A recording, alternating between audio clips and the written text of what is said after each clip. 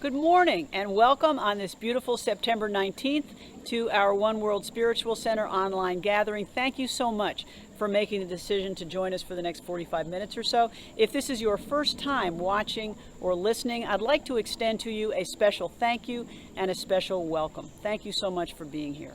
We have a great gathering for you today. We're continuing our September theme of It's Never Too Late. The entire quote being, it's never too late to become who you might have been. And as I was thinking about that, it really struck me that that is one of the key messages at the heart of all the world's enduring faith traditions. It is never too late to turn, to reflect, to make a change, to become who we might have been. And that is such a comforting, such a heartening thought. Our speaker today is Reverend Kell, and she's going to build some more on that theme. So I hope you will enjoy that. We also have some great One World music. Reverend Rebecca Johnson, our youth director, is going to tell us a bit about what our kids are learning today. And we have the time and the opportunity to join together in prayer and reflection. So again, we have a great gathering, and thank you so much for being here. So, especially if you are new to One World, if this perhaps is your first online gathering, you may be asking yourself who we are and what we believe. As an interspiritual community, we draw upon the wisdom of all the world's enduring faith traditions, all of which teach compassion and love and peace, all of which have at their heart a version of the Golden Rule. Each one of them gives us principles and practices which we can use to strengthen our own individual spiritual journeys, and that's what we do. We also gather in community, like right now or at other times, because we share wisdom, we support each other, we celebrate together. We are a Sangha, a community of loving souls who support each other in this spiritual walk, which we call this life. Never losing sight of the fact that each person's journey is an individual one, but we grow stronger and wiser and deeper by sharing together. If you have any questions about One World, please visit our website, oneworldspiritualcenter.net, or call or email us, and I would be glad to let you know a little bit more about what we believe, what we do. So please, anytime, give a call, give an email. So before we jump into our gathering, let's take a minute, and as we do every week, let's just bring our awareness to this moment, to this right now. Sometimes we just have to very intentionally slow down. Take a breath and slow down. If your life is anything like mine, you are just constantly zooming from one thing to the next, and sometimes there's no time to simply take that breath and just inhabit the moment we are in. So let's take a minute and do that. Just take a breath.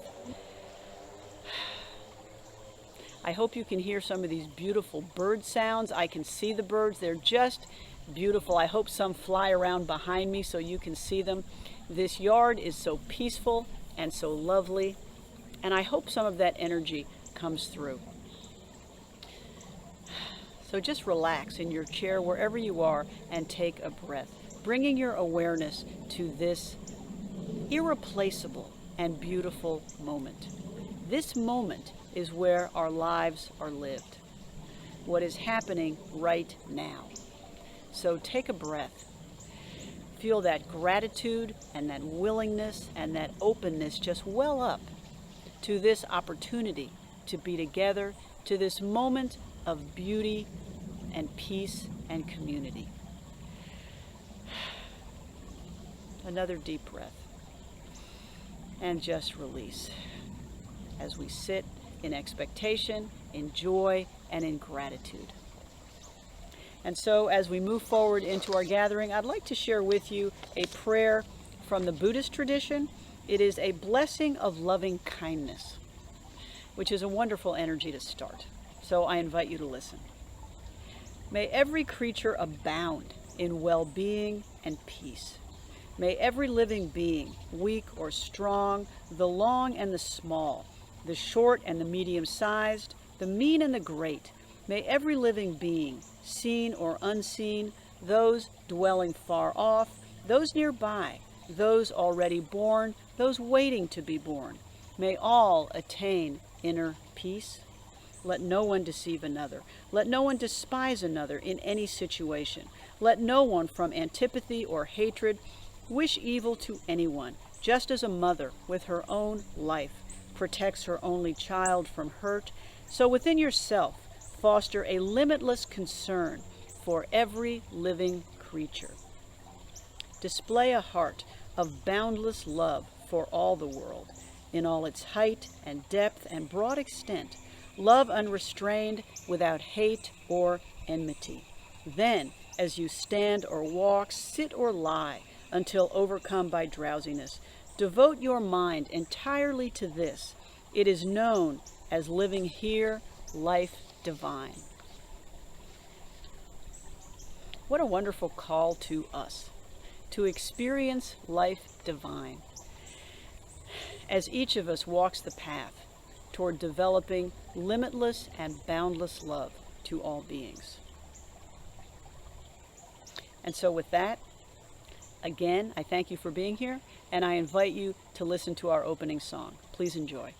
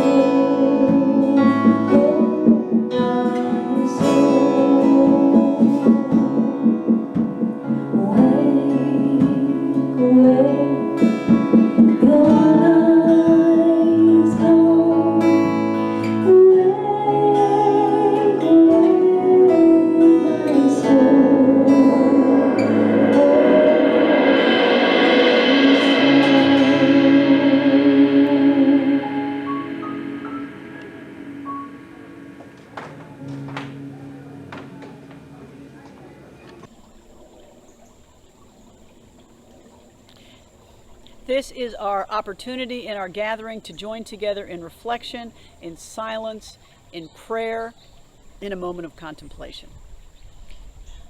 We, during this time, celebrate each other and support each other. We join our hearts and our energies in love.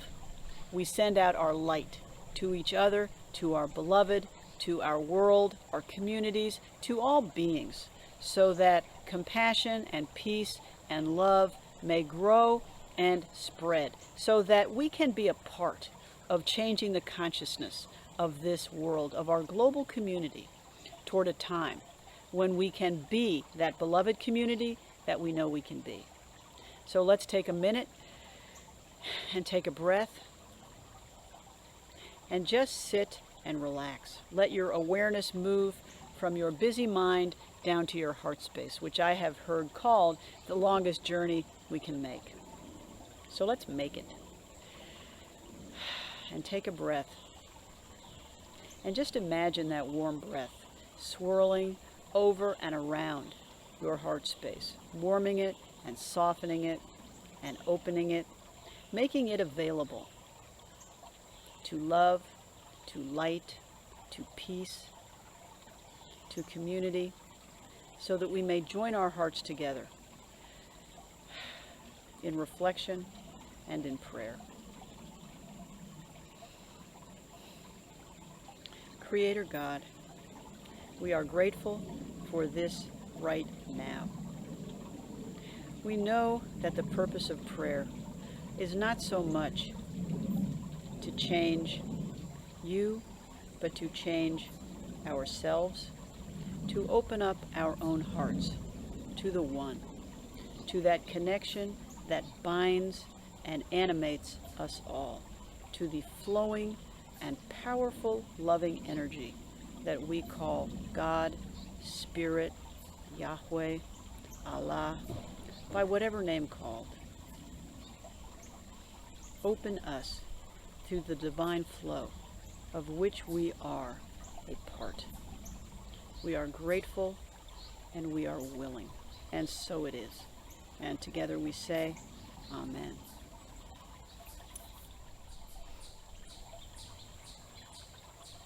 So if you have a concern on your heart or a beloved on your heart, a circumstance coming up, a life situation, anything, any one of those things that daily confronts each of us, we're going to take a few minutes, and I invite you simply to let it rest in your awareness. Place it in the circle of our loving light, knowing that healing is coming, reconciliation is coming, and the universe is unfolding according to the fundamental law of love, even if sometimes it is so hard to see. We hope, we maintain faith, we continue to act as the agents of light and love and peace that we are. And moments like this, communal prayer, collective prayer, sitting in that energy of love, is all part of that. It's all part of our opportunity, our privilege of being the light that we are in this world. So let's just take a moment and let's sit in the silence, holding in our awareness those beloved to us or other circumstances or situations on our hearts.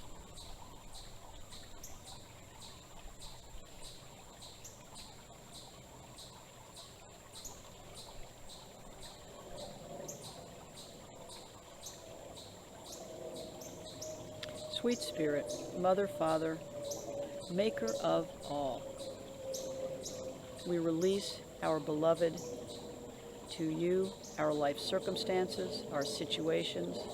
We know that even when we cannot see a way, you make a way. We do not walk alone. We walk forward in courage and joy and faith and grace. We are grateful for the love and the light that surrounds us and sustains us. We know healing is coming. We give thanks for life and renewal always. And we widen the circle to include gratitude for all the blessings of our lives, for friends, for family, for the abundance that surrounds us, for all our gifts, all that we can give, all that we have, all that we are. Sometimes we forget to simply sit in the energy of gratitude. We do that now. We say thank you for the many blessings surrounding us. We take a moment and we widen the circle, sending out light and love to all beings, to our community, our greater community, and our global community, to all beings, so that all may be blessed with loving kindness, all may be at peace, all may be healed and protected. Those who live in fear, those who are the victims of oppression or hunger, violence or want. We send our light and our love and our healing energy to all beings.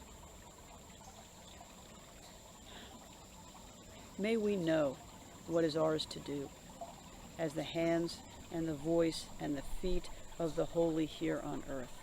May we know what action is ours to take, and may we have the courage to take it. May we help, may we lift up, here, in other places, wherever we are sent. May we, with courage and love, do what is ours to do. To lift up, to heal, to renew, to comfort others. We ask for guidance and courage and wisdom and discernment as we move forward in the light and in the love of Spirit. And so it is. And together we say, Amen. So as we close our prayer time, this time of reflection, I'd like to share with you a beautiful prayer that I found. It was written by Sister Pat Bergen, who is with the congregation of St. Joseph in Cleveland, Ohio. It's a prayer of healing, of blessing, of life. And I invite you to listen. Healer of our every ill, breathe in and among all of us who dwell in this land. Soothe our wounds, calm our fears, mend our divisions. Hope of all tomorrows, open our deaf ears and fill us with compassion. Tender our hearts.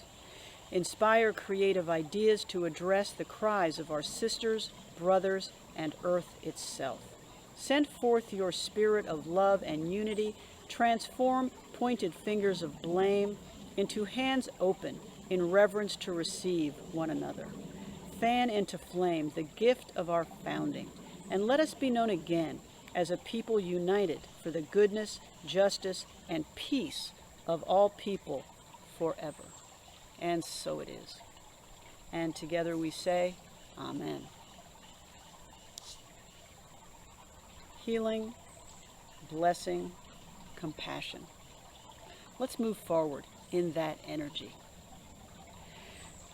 And so with that, I'm thrilled to bring you our special music, followed by our talk by Reverend Kell. Please enjoy.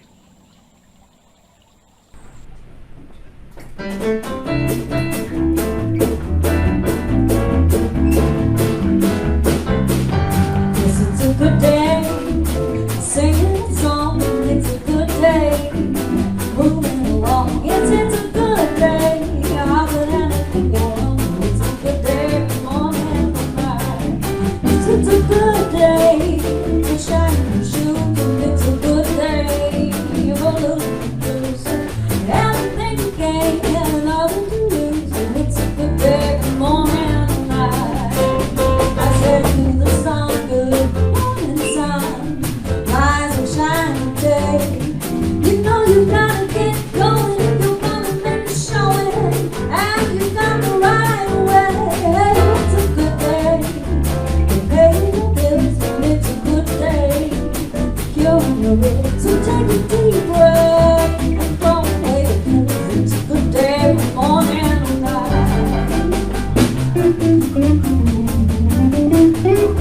How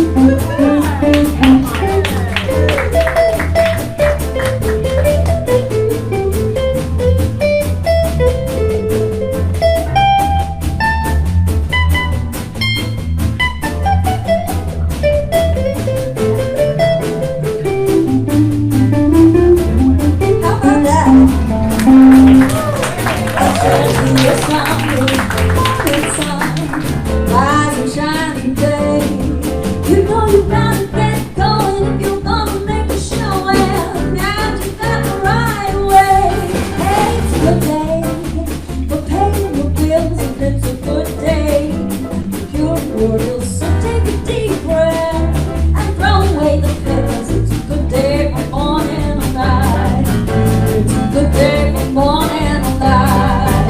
It's a good day for morning to night.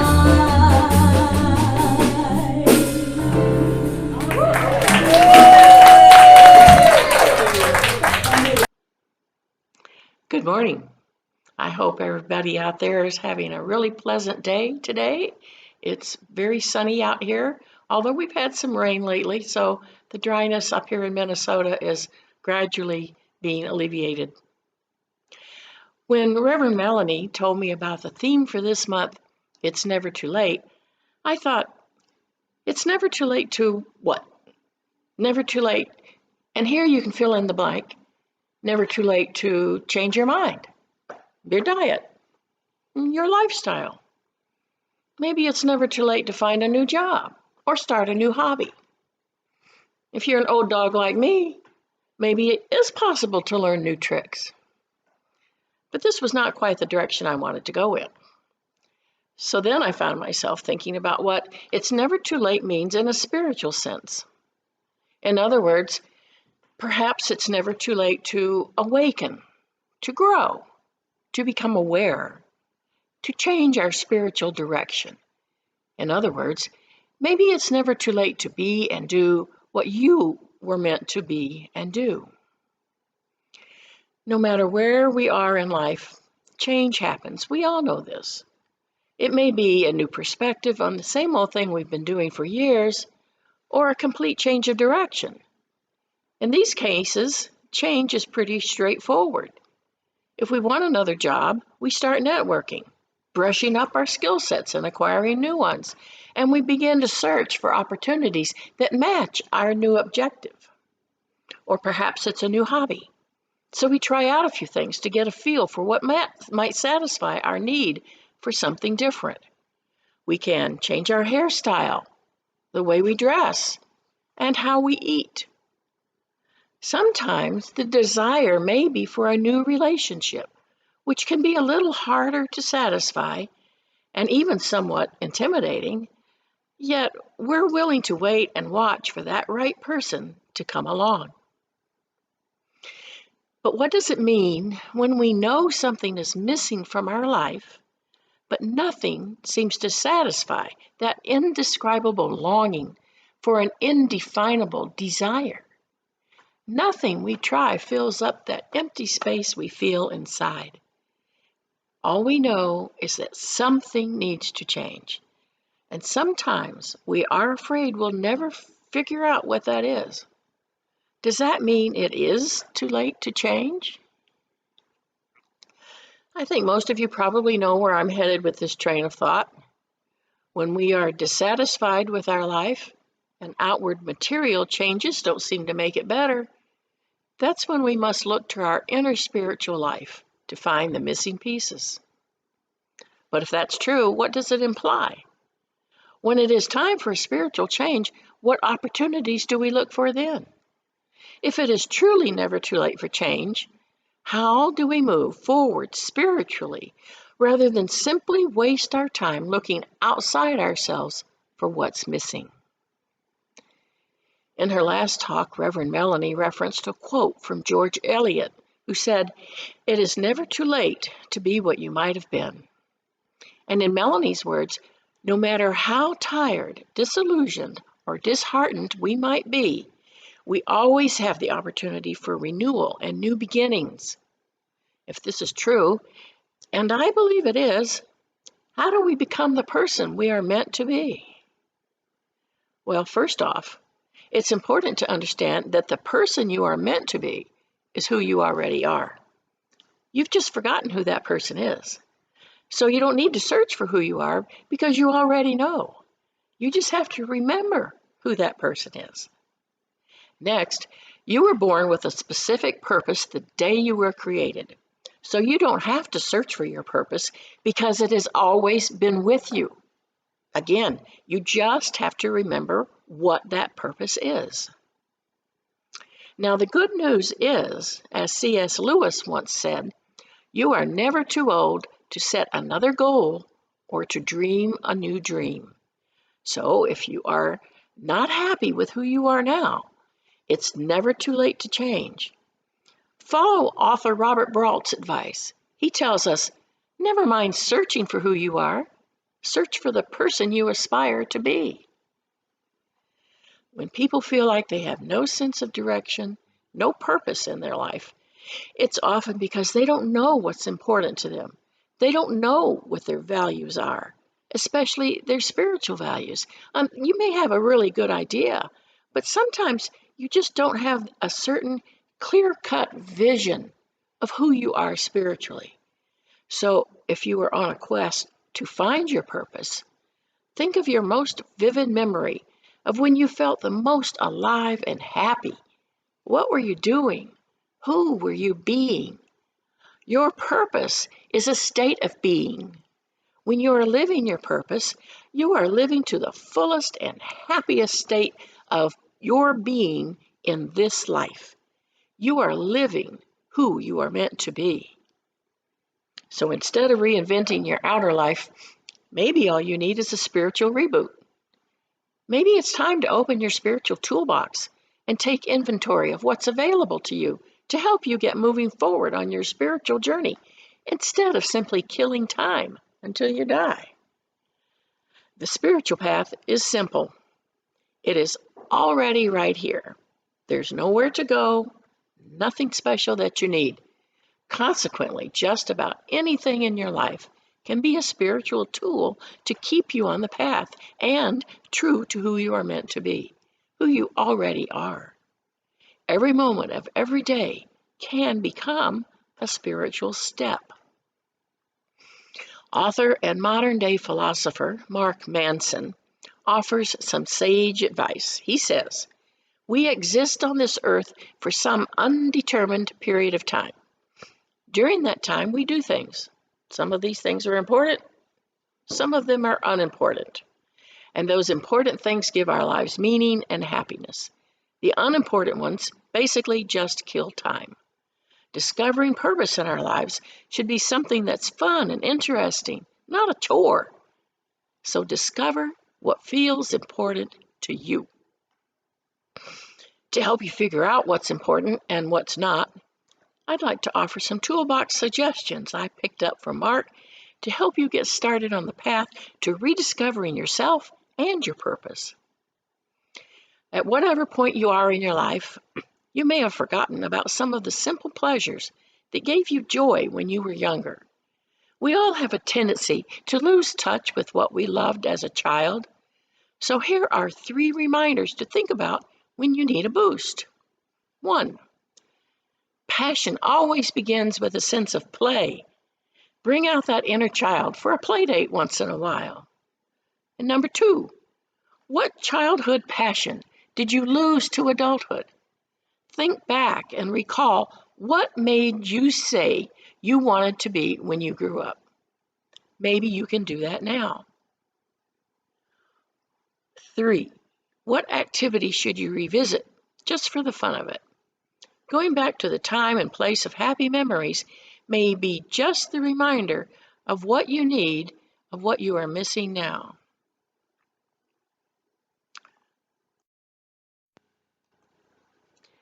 Next, one answer to the question of what can I do with my time that is important, that I feel passionate about, and that I can have fun with, is to find a problem you are interested in and start solving it.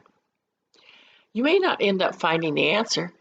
For example, it would be hard to come up with the perfect solution to world hunger. But you can contribute at some level to finding a solution and making a difference. And that feeling of making a difference is ultimately what's most important for your own happiness and fulfillment. For many of us, the enemy is complacency and procrastination. We get into our routines. We distract ourselves. We don't have time for anything new, so nothing new happens.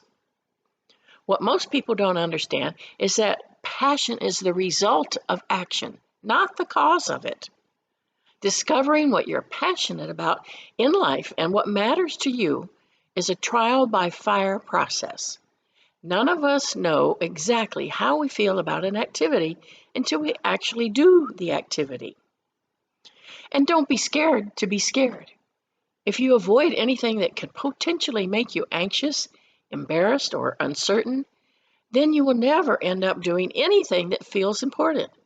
It all comes down to your willingness to be vulnerable, and to do that can be scary. Determine your priorities and let your intuition guide your actions.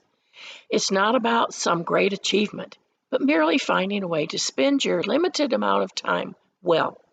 And to do that, you must take the time to think beyond yourself, to think greater than yourself, and to act.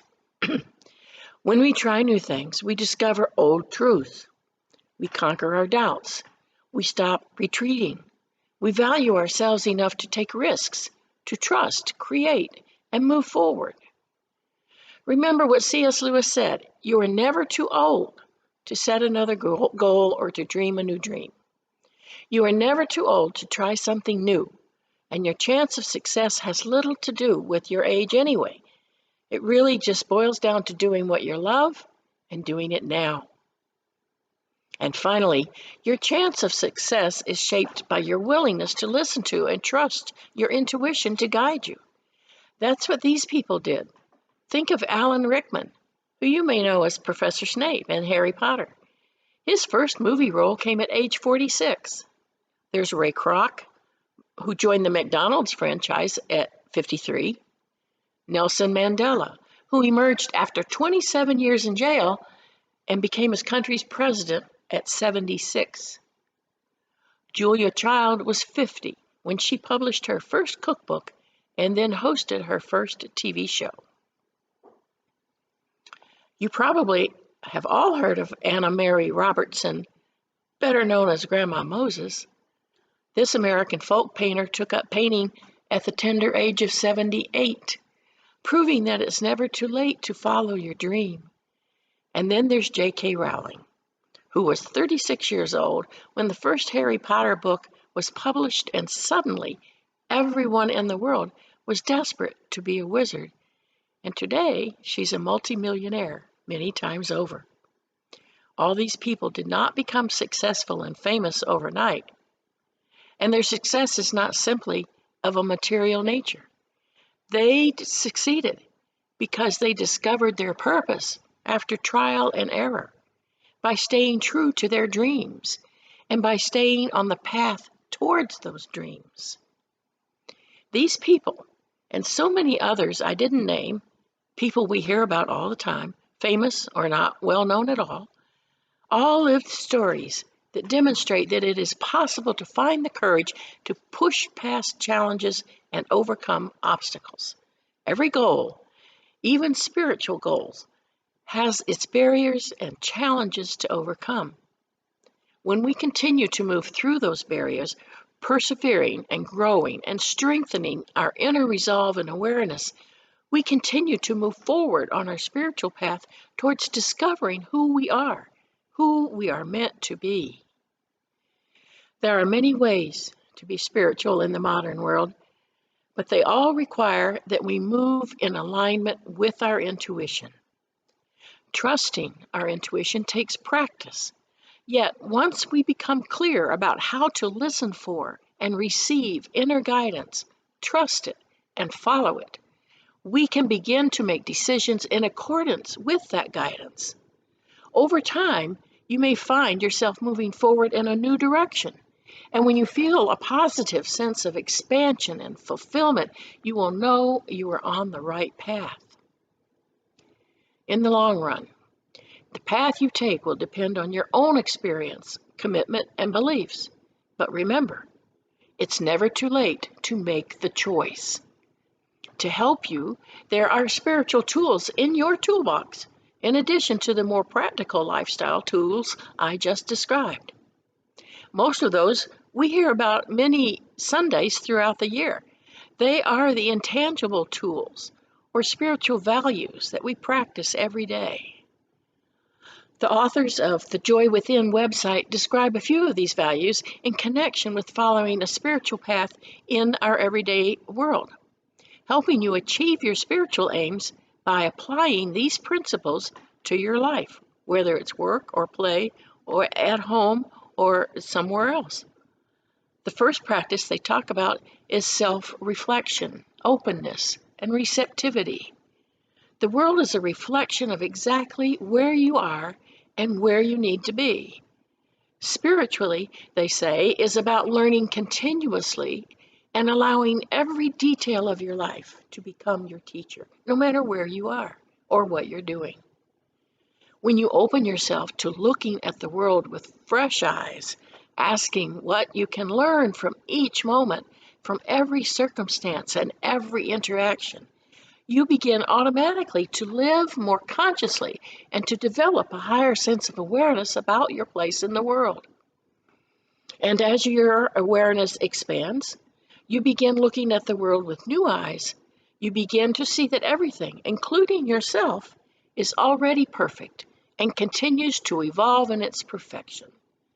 Reverence and gratitude for every creature, every idea, and every object, animate and inanimate, becomes a fundamental part of your consciousness. Mindfulness is a tool for connecting with the present, moment by moment, and appreciating life more fully. When you become mindful, you become more attuned to the subtle joys that are always around you. Take the time to stop and focus in on the now moment and how you feel. How there are always new details available when you take the time to see them. As you proceed down this spiritual path, loving kindness becomes inevitable. As you understand that you are always learning and always evolving, and as you approach the world with reverence and respect, you will begin to see that everyone else is also on their own path. Engaging with your community and being a positive light for those around you leads to understanding and compassion. Even if you cannot physically help someone, you will begin to love them. You will begin to think kindly of them, and you will act in accordance with that kindness. We don't have to separate out our spiritual life from our lifestyle. We can bring the two together. The more you are familiar with who you truly are, the more contentment you will have in both your outer and inner self. Understanding your purpose is who you are, not what you do. Notice how you are showing up in your life. What kind of thoughts do you wake up with? Remember that your thoughts, words, and actions and feelings, when aligned, will remind you of who you are. They will show you who you are meant to be, and you will act as that person. You will be who you are meant to be.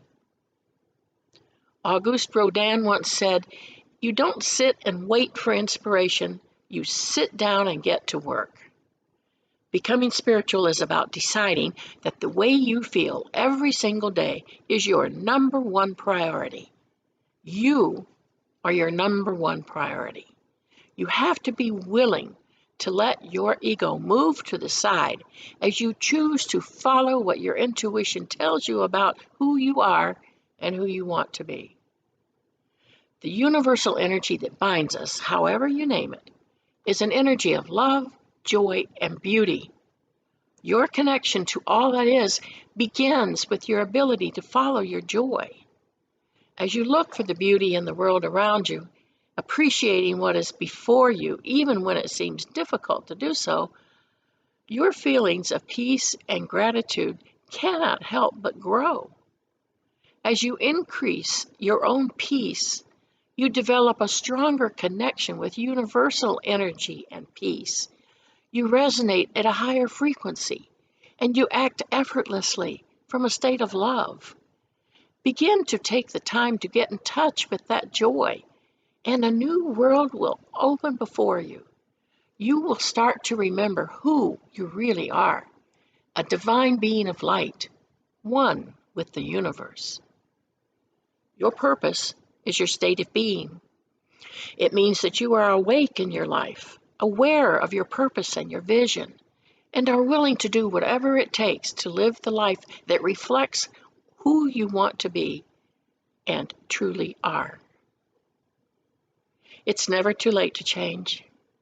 It's never too late to remember who you are and who you are meant to be. Thank you. Today's reading is It's Never Too Late, an affirmation by Louise Hay. I love and accept myself exactly as I am. I support myself, trust myself, and accept myself wherever I am. I can be within the love of my own heart. I place my hand over my heart and feel the love that is there. I know there's plenty of room for me to accept myself right here and now. I accept my body, my weight, my height, my appearance, my sexuality, and my experiences. I accept all that I have created for myself, my past and my present. I am willing to allow my future to happen.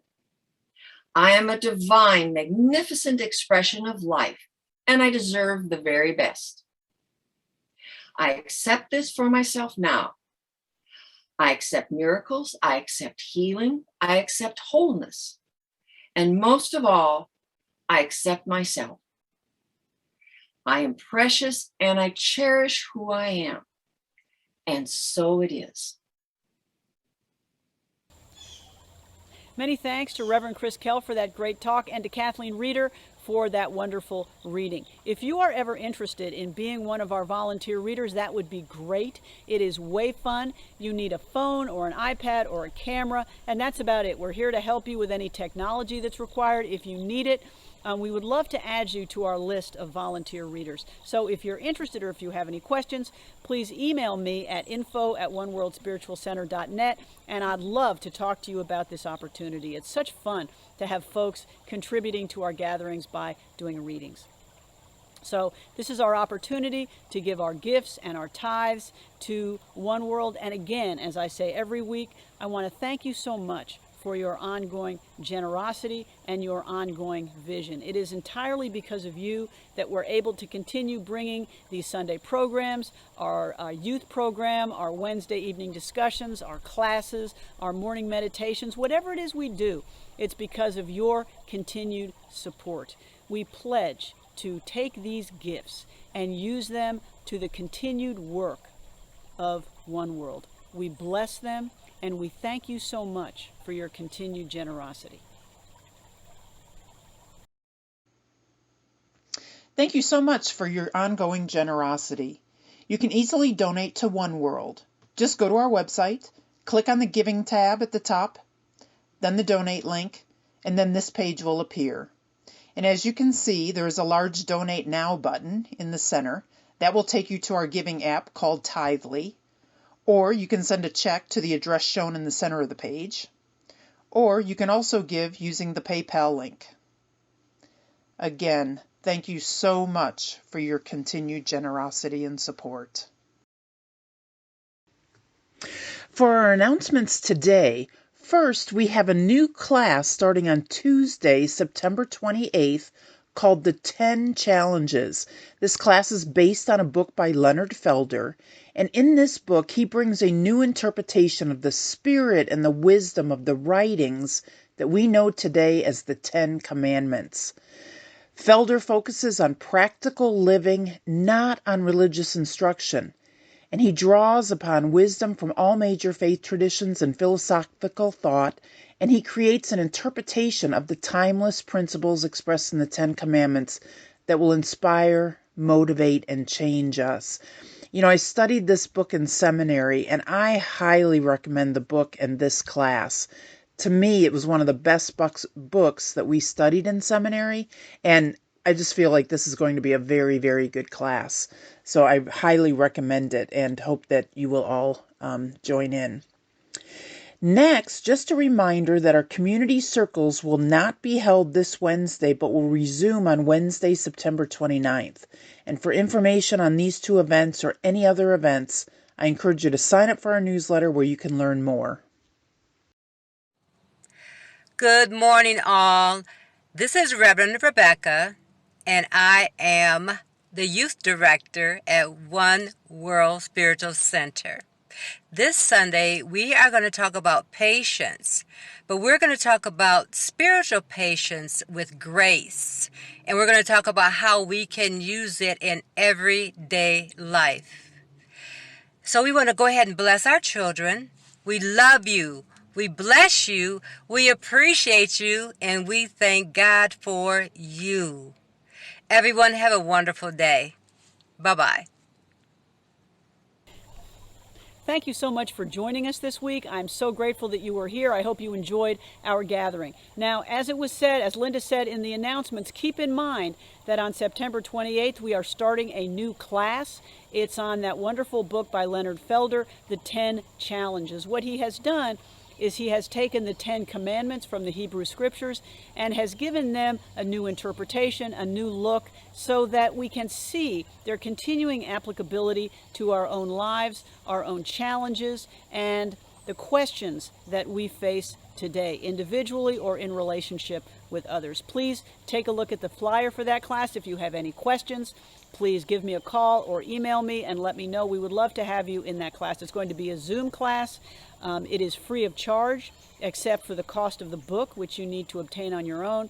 It starts on September 28th, and it runs for 10 sessions. So please consider joining that class. We would love to have you. It's going to be a discussion class. It's facilitated by me and by Reverend Kell.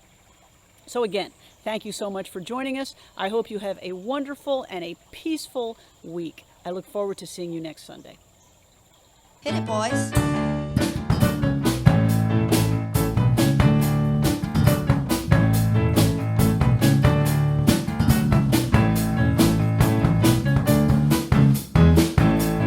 Let there be peace. I am a stand for peace. Let there be love. I am a stand for love. Let there be joy. I am a stand for joy. We are making a new world now. Let there be peace. Peace. I am a stand for peace. Let there be love. Love. I am a stand for love. Let there be joy. Joy. I am a stand for joy. We are making a new world now. We are making a new world now. We are making a new world now. All right. Have a great week, everybody, and we will see you next time, same place, same time.